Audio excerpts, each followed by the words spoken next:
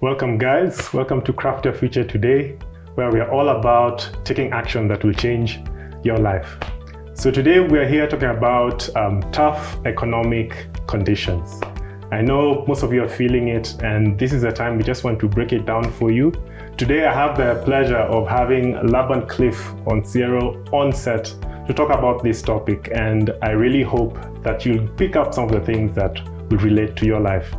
But before we get there, I really hope that you'll be able to like this video, share it with your friends, and if you haven't hit the subscription button, go ahead and hit it, and we'll see you in a bit.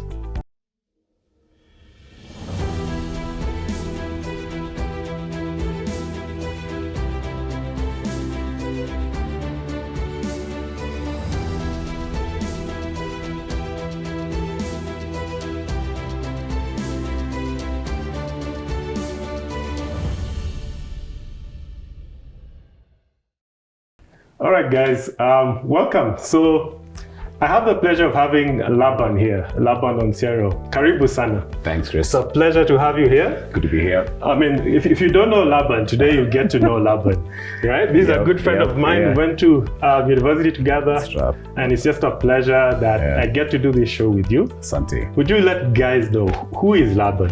Who is Laban? First of all, Chris, thanks so much for having me on the show. I mean, it's a pleasure. I reminiscent of over 10 years back, I think, at Strathmore University, where, of course, we're taking business. It's good to see, how this has morphed. I mean, I would never thought finance people can do a show. Do a show. So I'll say reverse roles because, I mean, yes, I went into business, but, delved into media as well. So 10 years on, it's been, wow, an amazing experience. I pride myself with the strides, having started at General Electric. Actually, Chris, you remember GE was recruiting in Strath during those career fairs. Yes, during those career fairs, we used to be called up.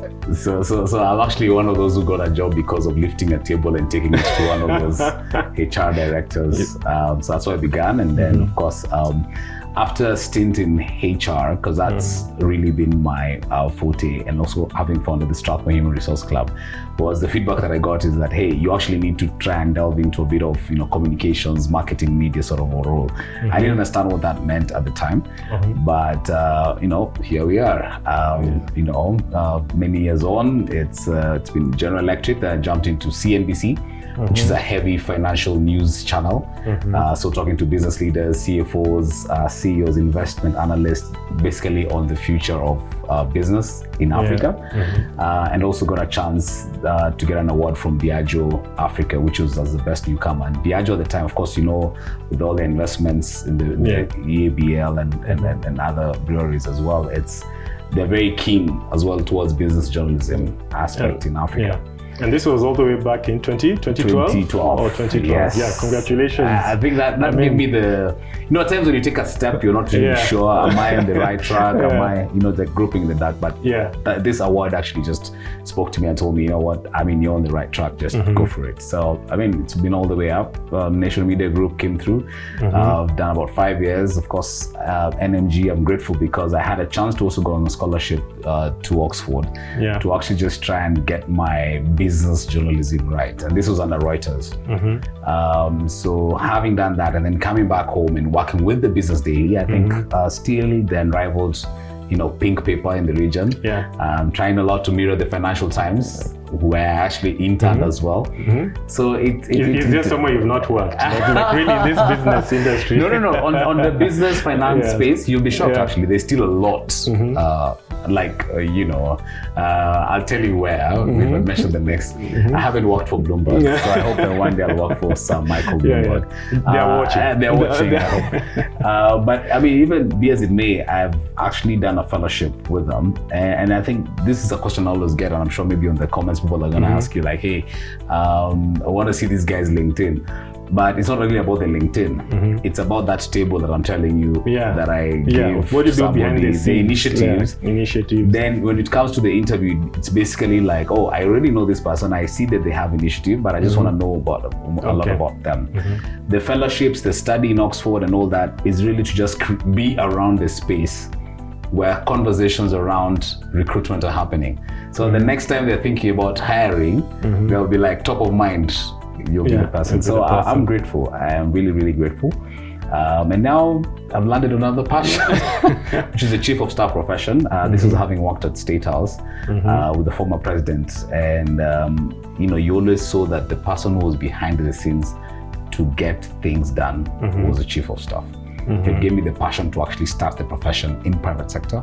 And of course, get other colleagues who are doing the same in military, startups, and in government. So that's where I'm at. Wow. And it's really been a passion. I'm encouraging more people to join the profession. Yeah. And I really hope that we'll have more because most people shy away when they say chief of staff. They're like, "Oh, are you an HR guy? Yeah. Are you doing this?" No. I mean, our jobs are simple. It's basically the executive communications, executive operations, strategic initiatives for the CEO's office. We call them the principals. So it can be the CEO, it can be the president, it can be the commander in chief, or it can be the CEO and founder of a startup. So, yeah. Wow, I mean, if somebody was just listening to it, they would think it's an old man in his 60s talking, but you've done a lot. Oh my goodness. And good stuff. No, I need to slow down. Family, of course, I'm a family man. I have my wife and children. That's Lauren, twin boys, Layson, Layton, and Labella, Gal. That's about it. I feel like now, I think the last 10 years, maybe Chris, from the Strath days, it's always been like, being a rally driver, you're on full time on the accelerator pedal. The gas. But right now, it's to ease off a bit, try and balance the balls because now there's family involved, now there's children. And finances. And that's actually why we're here. Yes. We are talking about tough economic times, right? And this is something that is happening globally, not even here in Kenya alone. Yeah. So I want to tackle it from that perspective globally and then bring it down to our level. So how would you classify tough economic times, just to set the scenario of what you're going to be discussing? Wow. I always go back to this. I once interviewed the CEO of Unilever, and Paul Pullman is very passionate about, giving back, sustainability, and I think he brought that VUCA world sort of thing on the set on the internet. I'm like, VUCA world. So yes, volatile, uncertain, ambiguous. And I'm like, it's true. It's true. And I think we're going through it. At the time, maybe things were really cool. I mean, you're reporting on business news. The numbers are all green. You're looking at your financial data. They're not, it's not doom and gloom. But if COVID is anything to go by, first of all, I feel like we need to have built the resilience. My thinking was that we're just going to get through that VUCA world phase just after COVID, that everything's going to go back to normal. Yeah. But there are effects and there are lessons we need to pick out. I'm actually looking out for books that maybe people have written and what they're actually saying. I'm not sure maybe that right now might be the best time to release, but because we're still having knock-on effects of COVID in the definitely. Definitely. I want to just speak into what the World Bank is now using as a buzzword, the International Finance Corporation, the IFC, that it's the Russia-Ukraine war is having an impact on a global scale. People are focusing a lot more. The bank is trying to really focus more. We should be looking at the conversations that are taking place for the first time in Africa, actually, the World Bank spring meetings, where all these global leaders are coming and meeting and saying, okay, guys, where are we refocusing on? The Russia-Ukraine war will still play center stage. The conversation regarding climate change, because that's looking at the food, looking at how people are affording, look at the inflation numbers and all this. And I mean, you're the expert, you'll look at the numbers as well. But I'm just looking at it from a very top level perspective, and I'm like, okay, first of all, the spring meetings are happening for the first time in Africa, and that's a good thing. That's a very, very good thing in terms of just trying to spell and give out opportunities into what exactly is going to happen, and to see that the IFC is actually keen on investment opportunities. but I also look at the world trying to see what's the next investment frontier. The Vice President of the United States is currently in Ghana and looking at the West African markets. Well, I don't know why she did not stop by in Kenya, but anyway, maybe she's on her way. But I mean, the itinerary says that she's going to be in Ghana, maybe go Tanzania and what to be. But there's a focus. We've not placed a finger on it. I mean, we loosely looking at analysts, because anytime you look at these reports, you always want to see, okay, what's the behind story? I think it's a journalistic thing. It's like, okay, what is she doing in Ghana? You know, so you're looking at the chocolate business, and there's all this conversation about Kenya is exporting all its chocolate to Europe and then coming back. No, all its cocoa to Europe and coming back as chocolate, and you're paying, you know, premium for it. So I mean, you look at it on a global perspective. Number one, we're still on a recovery mode. And as we're getting onto recovery mode, bang, you know, the war started and all these climate issues. Then you don't know how fast that recovery is going to be. That's on a global perspective. But at the same time, the world leaders are looking at, okay, there's Africa. Have we really fully exploited the opportunities? And are we really seeing? And that's where you're seeing all this interest and this movement and conversations, you know, across the region. So for me, I'm actually very optimistic regarding the investment climate on the continent. But from a global perspective, I would say I'm a bit pessimistic, because it's really that you've already maximized and fully looked at it. From a country perspective, it's the same thing. I mean, I'll draw the similarity just when you're getting out of COVID, then the elections. We had an election here just the other year. And with elections comes a lot of spending and a lot of money being pumped in, printing of even notes happening, leading to things like inflation. And I just want to pick up on that, because this is what now hits home. You know, like we usually talk about the war out there, but people look at it like it's out there. But now if you're to bring it home now, where inflation comes in and the cost of living is on the high. Things like we used to buy, the shopping used to do last year, for example, in January, you used to buy 10,000 shillings. This year you're buying for 15,000 shillings. The inflation rate is about 9% right now in Kenya, which is quite high, and we are really struggling. And things like job loss, job losses, which started in COVID, as you mentioned, are also hitting us hard. So I feel like we are really in tough times. My goodness, I don't know. I mean, you mentioned about the shopping, and I just quickly, you know, my mind just went straight into that trolley that we're pushing around the supermarket with my wife. And anytime she reaches out for the shelf, your heart skips a beat. You're like, is it a need, is it a want? I mean, I'm just saying that because, you know, the kids are there and they say, Mommy, Mary, I want this, I want this, I want this. And you're like, no, here we're actually trying to get food first, So I agree with you. I mean, it's different. You really have to go for what you can afford, and maybe what you're getting, the same quantity maybe. The same quantity, nothing has changed. Nothing has changed. You're looking at the Forex.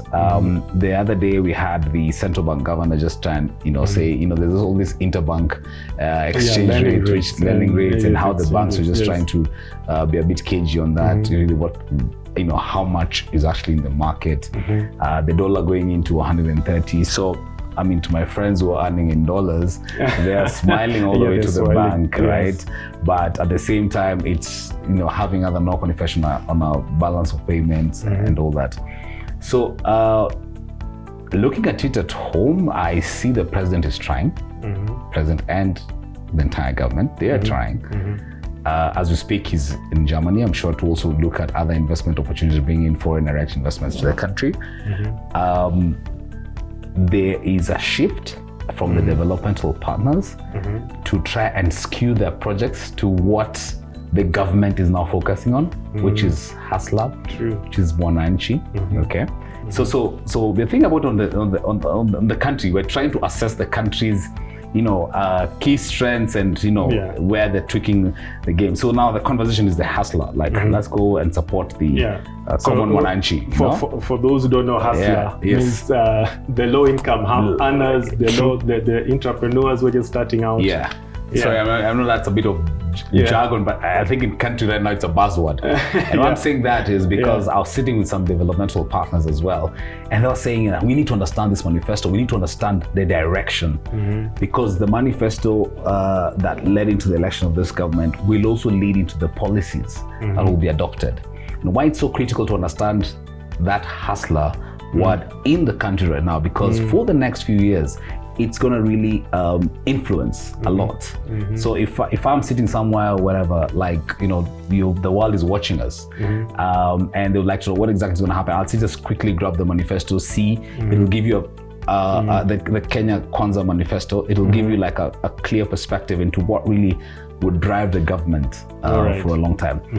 Be as it may, Chris, just when you were getting to read the manifesto, just when you were getting to get things right, in Kenya right now, there's a bit of an unrest. I mean, the opposition party has called in for mass action across the country. And it's not really spelling. It's not a conducive environment.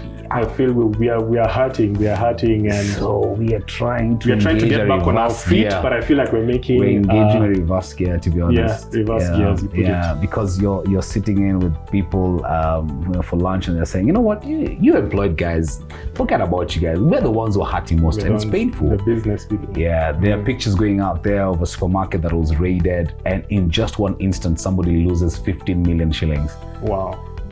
Now, 15 million shillings, we were just talking about how all our business degrees, and I should just be having like a million shillings in my pocket. But it's not the case, it's not because that easy to come across. So imagine losing 15 million bob in just a day. In just a day. So my heart goes out to them, but I also feel like maybe the government maybe has ways that how the political uncertainty and all this impact on the on the business climate. And I'm saying that because we need to compare apples, because Laban is saying, oh, don't look at Russia, Ukraine. Okay, let's come back to the region. Let's talk about the World Bank spring meetings all up in DC. Cool, let's come back to the region. Of the East African community. Now, everyone is turning their eyes right now on Congo because they just joined the East African community. They're saying, okay, what are the investment opportunities? So everyone is, rushing and saying, okay, we can put our money here, we can put our money here.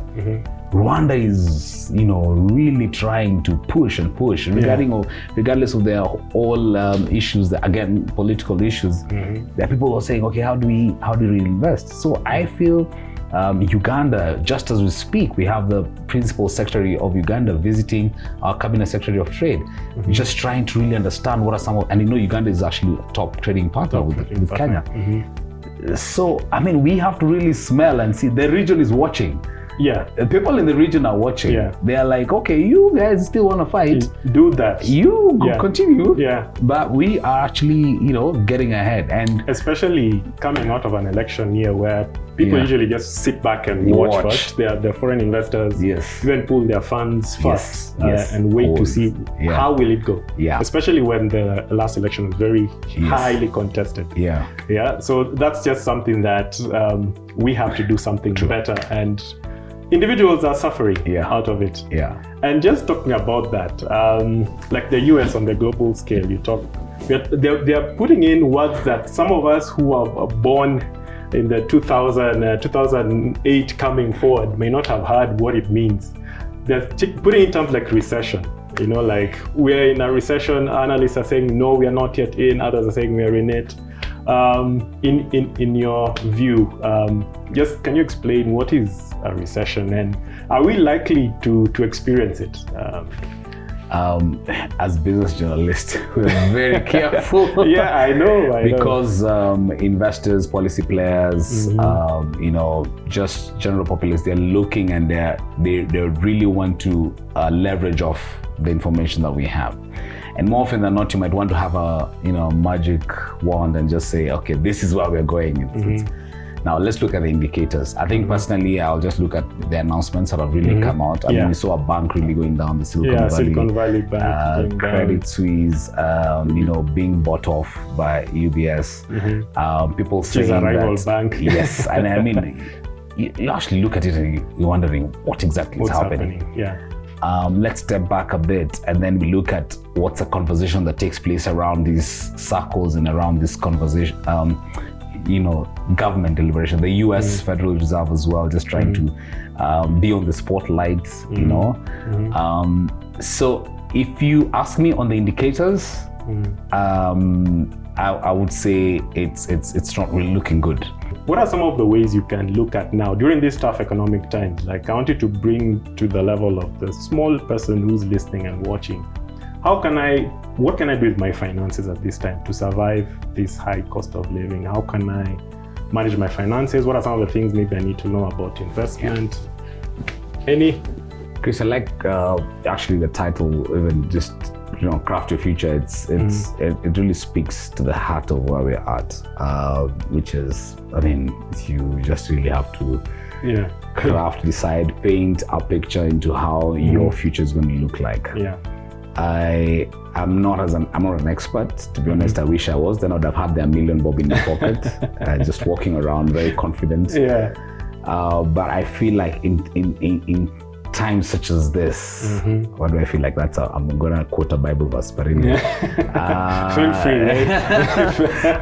I feel in such a time as this, then liquidity is key. It's something actually I picked up from my wife as well. I think I was very big. Well, still I'm quite big on the mortgage. Having a 5-10 year plan. The land investments, perfect Kenyan mentality. Make sure that you have. There's always a plot somewhere that needs to be bought. buy those plots, and I don't know. As we headed towards the elections, the deals were even sweeter. Because the politicians or would-be campaigners, whatever, they were trying hard to liquidate their assets really quick so that they can actually just try and fund their campaigns. Buying of posters, fueling their cars around the country, and it was an expensive ordeal. And there was that temptation and saying, oh my goodness, this is a deal. I will not get this. But then, and there's a clip going around and someone saying, you know what, as you go along, it might not be easy turning that Prado into cash. Yes, it is. The purchasing power of people is very low right now. So, Prado, looking at prices right now, well, not that I own one, but I just saw, and there's all this Instagram marketing and Facebook, which is something very unusual. We'd expect cars to be, put up on papers and stuff. So it just tells you the changing consumer taste and preferences. Talk about 8 million shillings. So you're putting your car in the market. Who's going to give you 8 million bob? Right now, just by a snap of a finger like that, Nobody. So you just ask yourself. So, if to your audience, I'll tell them, guys, I think times have changed. That meet about saying I have land, I have cars, I have all these assets. I am stepping back. I am trying to craft my future and my family's on a blank slate. I'm just actually let me do it in batches of 5, 10, 15 years to come.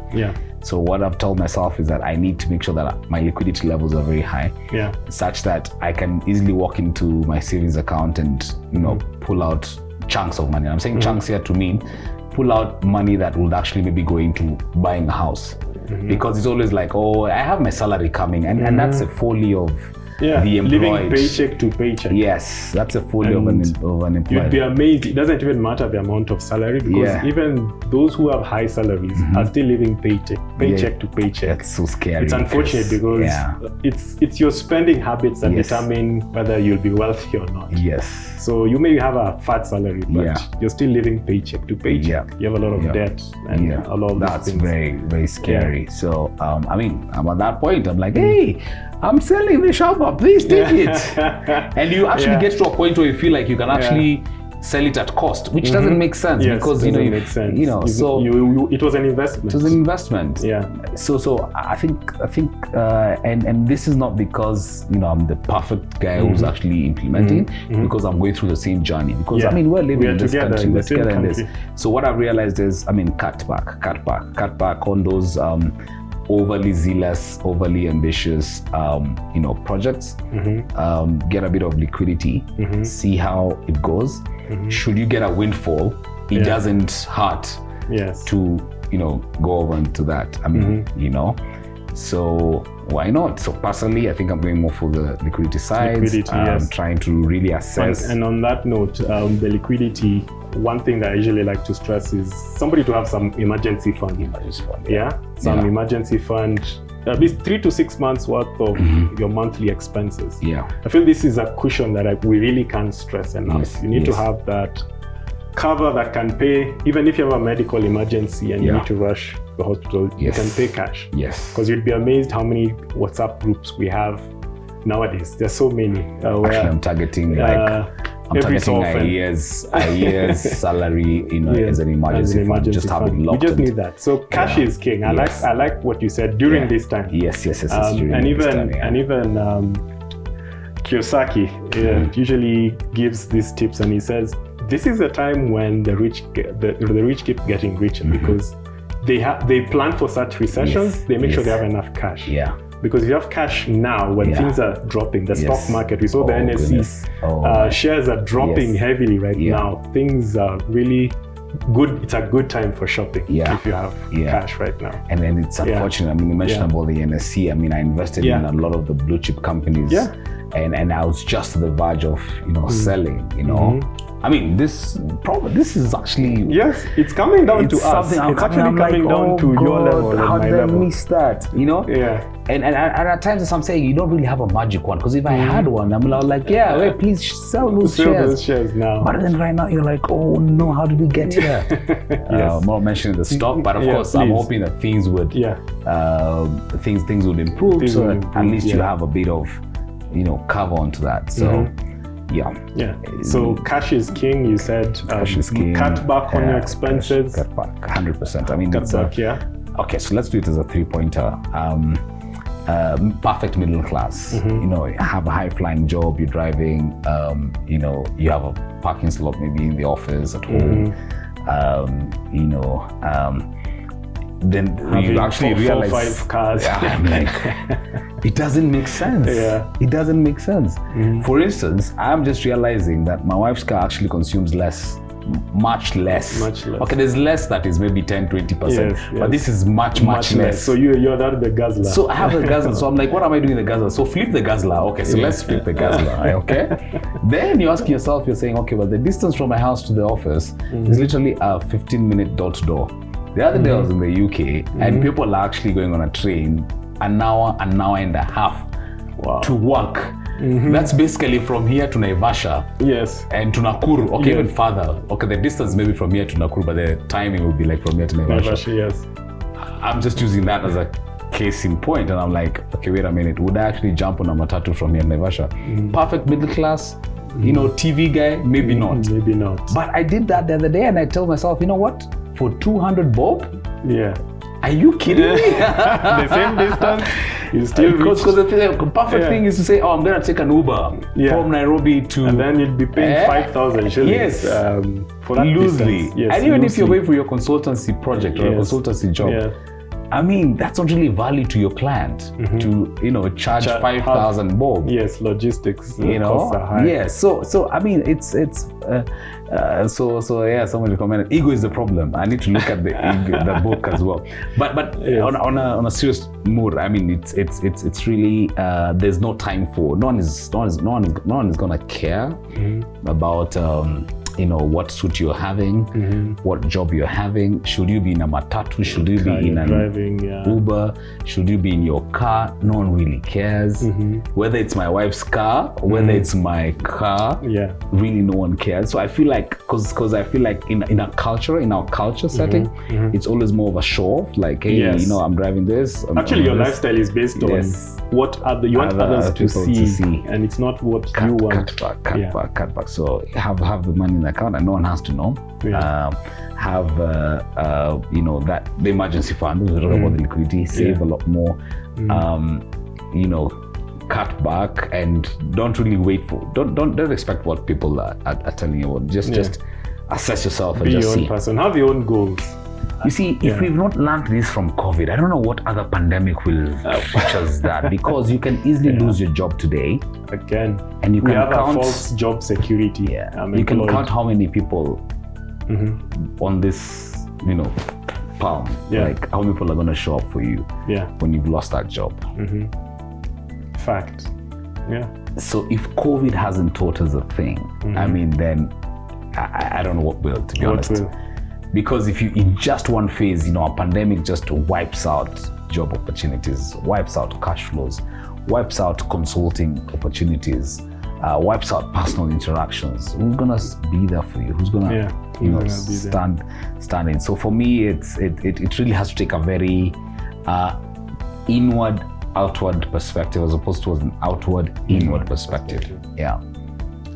I really like that, because if you don't learn from COVID, when will you ever learn? I don't think when will you ever learn? Have another. I think, and then learning means also building the shock absorber. It's okay. You caught unawares. The job went. You had to downscale and stuff like that. I mean, but then again, it's now time to build those resilience, to build those pillars, and say, okay, well, I need to work on this. I need to work on the investment fund. I need to make sure that the kids, the policy covers or something like that, education. Yes. Man, look at me. Did you know about the redundancy covers? There are the redundancy covers, yes. Why didn't you tell us about this? Surely. You know, the funny thing is, this information is out there. It's out there so much. It's hidden. Is it in those fine print at the back? If you don't go looking for it, you'll never get it. That. Clearly, I've taken back our many years of friendship. Please imagine, it's actually there for even to 12 months. 12 months. I call a friend, and it's funny. It's always a casual talk. Yeah. Laban, no, don't worry.